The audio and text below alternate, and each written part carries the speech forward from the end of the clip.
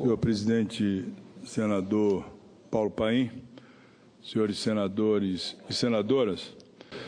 eu ocupo a tribuna do Senado para um tema que eu considero da maior relevância para o nosso país.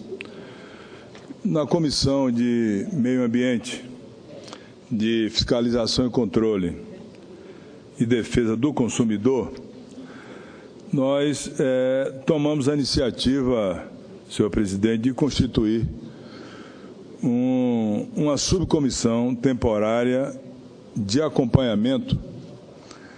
e fiscalização de obras inacabadas. Colocamos nessa subcomissão como presidente o senador Ataíde Oliveira e seu suplente o senador Flecha Ribeiro, o senador Theomário Mota, o senador Humberto Costa,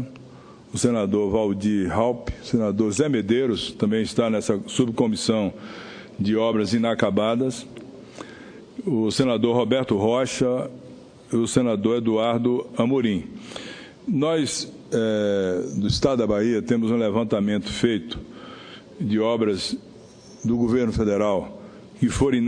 iniciadas e não foram concluídas, que deixa um vazio muito grande. Chega ao ponto de achar que o prejuízo e a situação é muito nociva para o erário e também para as necessidades dos estados brasileiros. No meu estado, por exemplo, nós temos talvez a maior obra de infraestrutura já iniciada e paralisada em toda a história da Bahia, que é a ferrovia Oeste-Leste. Um grande baiano, o Vasco Neto, idealizou essa ferrovia há 50 anos para escoar a produção agrícola do oeste da Bahia e também do estado do Tocantins e Figueirópolis até o Oceano Atlântico, com o Porto Sul no município de Ilhéus. São vários trechos dessa ferrovia que foram iniciados, alguns já estão até em conclusão e a grande maioria paralisados. Eu acredito que quem conhece, como eu conheço, os trechos todos da ferrovia Oeste-Leste e vê aqueles investimentos que ultrapassam mais de 2 bilhões de reais de responsabilidade do Ministério dos Transportes, o DENIT, pode imaginar o que significa para um estado como o meu estado, que tem na região oeste uma região muito produtora de grãos, de soja, de milho, de algodão, com atividade rural bem intensa, e essa obra paralisada por falta de recursos. Desta mesma forma está o estaleiro Enseado Paraguaçu, na Bahia de Todos os Santos, que foi iniciado, falta 5% para concluir e produzir navios e sondas para o atendimento ao pré-sal e, em consequência da quebra da Sete Brasil e dos problemas da Petrobras, e esse problema da Petrobras, como todos nós sabemos, ocorreu em função da nomeação de diretores que não tinham a menor condição moral para ser diretor de uma empresa da relevância da Petrobras, tanto é que todos eles que foram indicados por partidos políticos, pelo PT, pelo PP, pelo PMDB, estão presos ou estão em casa, em prisão domiciliar com tornozeleira. Assaltaram a Petrobras e deixaram lá, no meu estado, na Bahia, um estaleiro que podia hoje estar produzindo sondas para o pré-sal, navios para o pré-sal, faltando 5% para concluir. Então, essas duas obras são simbólicas para o meu estado. Mas o levantamento que nós estamos fazendo por essa subcomissão, acontece isso em todos os estados da federação, em todos os estados, obras inacabadas. O governo atual, interino, se continuar ou não, ou se voltar a presidente Dilma Rousseff, não deveria, no Brasil, iniciar uma obra nova antes de concluir essas obras que estão em andamento. que é uma coisa que chama a atenção para um país em desenvolvimento, com grandes dificuldades hoje para cumprir as suas obrigações, com um déficit estimado hoje em 170 bilhões de reais, com a meta de 170 bilhões de reais para ser cumprida, que está indo no mercado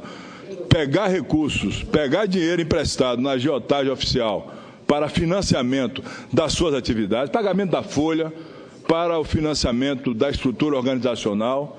para a operacionalização da máquina administrativa, para a área de saúde, educação, tomando dinheiro emprestado e deixando tantas e milhares de obras inacabadas. Então, o que nós estamos levantando aqui o que nós queremos que se ouça nesse Senado Federal, e eu levo inclusive essa mensagem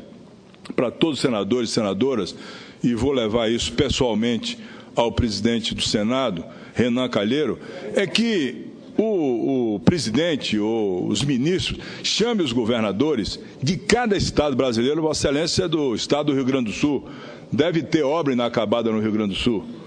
obras de relevo inacabadas no Rio Grande do Sul. Ali está o senador Garibaldi Alves, no Rio Grande do Norte deve ter obras em andamento inacabadas,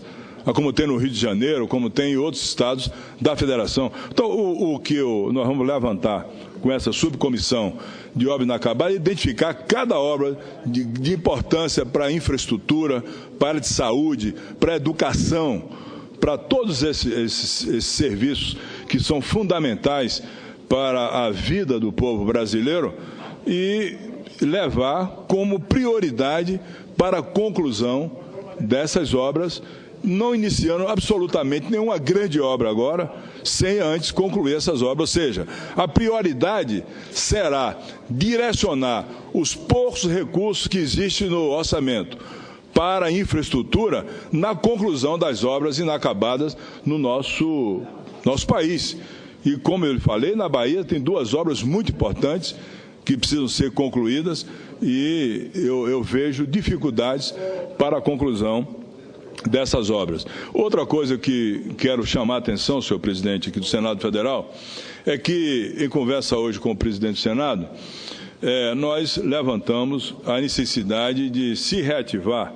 a Comissão Especial de Desenvolvimento Nacional. Eu presido a comissão, um dos relatores era o senador Blário Maggi, que hoje é ministro da Agricultura. Vossa Excelência também tem matérias que está relatando, outros senadores que estão ocupados agora na comissão do impeachment, e nesse período praticamente foi a única comissão que funcionou. Eu tenho procurado reabrir a comissão às quarta-feiras, às 14h30, e não consigo, como é o mesmo caso na Comissão de Meio Ambiente, de Fiscalização e Controle e Defesa do Consumidor. Mas tem duas matérias na Comissão Especial de Desenvolvimento Nacional, senhor presidente, que eu acredito que precisam ser analisadas nessa comissão, que poderão ser votadas em caráter terminativo ou até vir aqui para o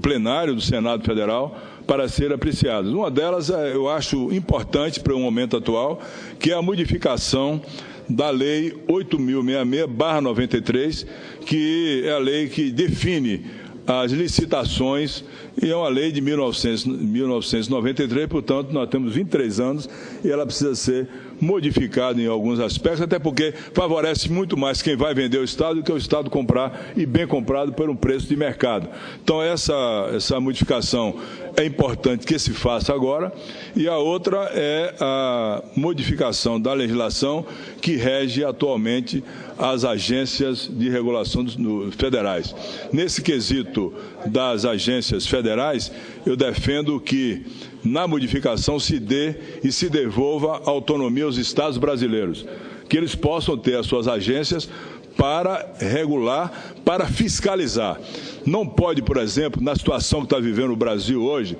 com as empresas de telefonia móvel, essas empresas serem fiscalizadas por uma agência federal só, que atende a 26 estados e ao Distrito Federal. Vossa Excelência sabe agora da crise que está atravessando a Oi, com um rombo de 62 bilhões de reais. Eu levantei isso agora na Comissão de Fiscalização e Controle. Um dos representantes da empresa me abordou, senhor presidente, e disse o seguinte: não, isso não preocupa muito não, porque de recursos do governo federal só tem 12 bilhões, como se 12 bilhões fosse pouco dinheiro. Embora aqui em Brasília a moeda seja bilhão, no meu estado é real, mas foi o que ele me disse, que não tinha nenhuma necessidade de se preocupar com isso, porque o governo federal só tinha aportado 12 bilhões de reais dos 62 bilhões de reais que a Oi está pedindo recuperação judicial. Nós convocamos uma audiência pública para analisar essa situação, até porque o ano passado nós aprovamos na Comissão de Fiscalização e Controle, através do requerimento da minha autoria, que o Tribunal de Contas da União, porque trata-se de uma concessão, pudesse fazer a investigação, a auditoria nas empresas de telefonia móvel. O TCU, ao contrário de fazer a auditoria, o TCU remeteu à Anatel, que absolutamente não fiscaliza nada, até porque dentro do seu conselho tem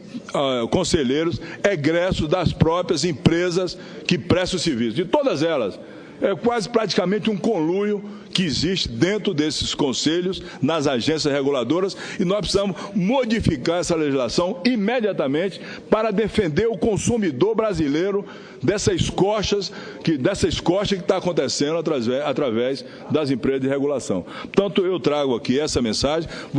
quando começar a ordem do dia, vou levar essa questão ao presidente Renan Calheiro para que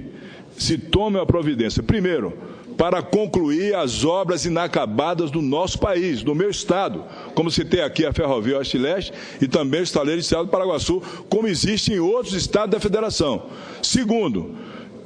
se tomar uma posição urgente para se dar cabo a essa falta de respeito com o consumidor brasileiro através das empresas de telefonia móvel. Vossa Excelência permite uma... Pois não, senador Garibaldi Alves. Eu estou ouvindo com atenção o pronunciamento de Vossa Excelência e queria dizer que houve uma declaração do presidente Michel Temer dizendo que daria prosseguimento a obras inacabadas, daria continuidade a essas obras. Eu realmente não tenho o levantamento dessas obras. Vossa Excelência diz muito bem, no nosso país é preciso que haja um levantamento atualizado, como Vossa Excelência pretende.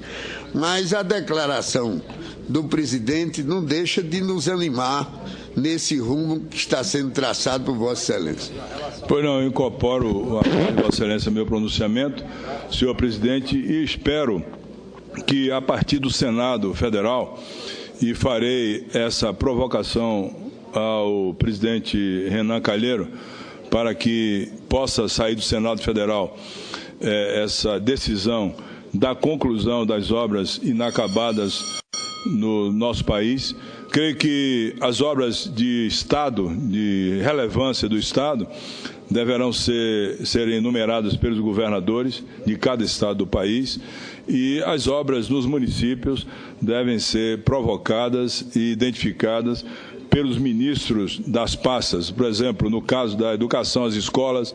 as creches, os postos de saúde, as UPAs, os hospitais, todas as obras que podem, sendo concluídas, diminuir o sofrimento e as dificuldades sociais porque passa hoje o povo brasileiro, e eu espero que isso possa se concretizar. Muito obrigado, senhor presidente.